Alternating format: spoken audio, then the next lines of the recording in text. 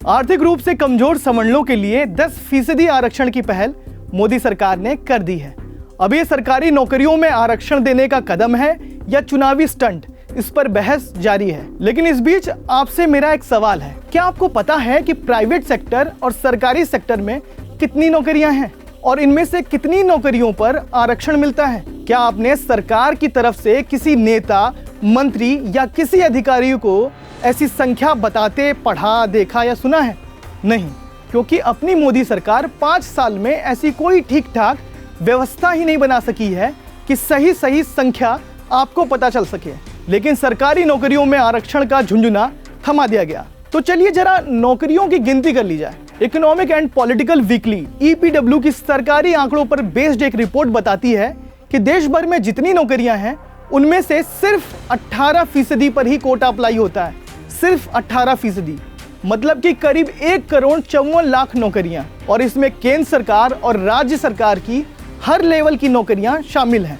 इसी रिपोर्ट के मुताबिक साल 2012 में कुल 856 लाख यानी 8,56,00,000 सैलरी पाने वाले कर्मचारी थे। इसमें खेती किसानी से जुड़े लोगों को शामिल नहीं किया गया था। इस 856 लाख का 70% यानी 600 लाख प्राइवेट सेक्टर में नौकरियां कर रहे हैं। मतलब कि सिर्फ 256 लाख लोग सरकारी सेक्टर में नौकरी कर रहे हैं। कहानी यही खत्म नहीं हुई है। अब असली झटका तो यह है कि इन 256 लाख सरकारी नौकरियों में से 40% नौकरियां कॉन्ट्रैक्ट बेसिस पर हैं, जिन पर रिजर्वेशन लागू नहीं होता। करीब 60% यानी 154 लाख सरकारी नौकरियां ही ऐसी हैं जिन पर ये सारे आरक्षण लागू होते हैं। ये नया वाला आरक्षण जो आप देख रहे हैं वो भी इसी पर लागू होगा। मतलब समझ गए ना आप?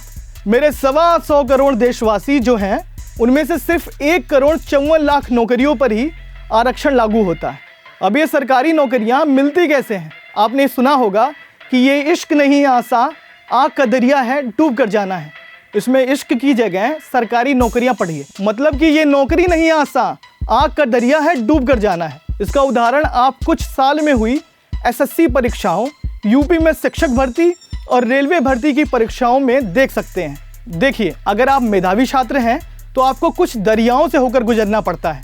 आप मेधावी कैंडिडेट हैं, पहले नौकरी की तैयारी करेंगे, फिर कोई फॉर्म भरकर एडमिट कार्ड का इंतजार करेंगे, जिसमें देरी होगी, फिर आपको आंदोलन करना पड़ेगा, झंडा उठाना पड़ेगा, नारे लगाने पड़ेंगे।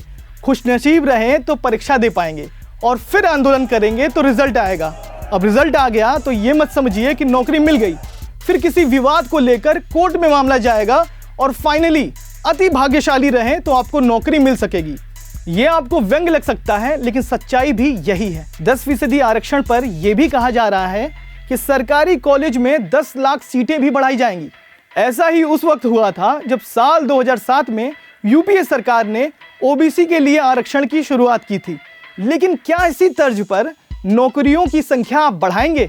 सरकार ये बढ़ाएगी, लेकिन आंकड़े तो कुछ और ही गवाही दे रहे हैं। नौकरियां बढ़ नहीं रही हैं, घटती जा रही हैं। EPW की इसी रिपोर्ट में बताया गया है कि कुल नौकरियों में से सरकारी नौकरियों का 23.2% शेयर जो 2004-05 में था, वो घटकर 2011-12 में 18.5% पर आ गया। अब आप बताइए कि इन चुटकी भर नौकरियों के लिए जो लगातार घट भी रही हैं, उनके लिए आरक्षण का ये नया कदम झुंझुने से कम है क्या?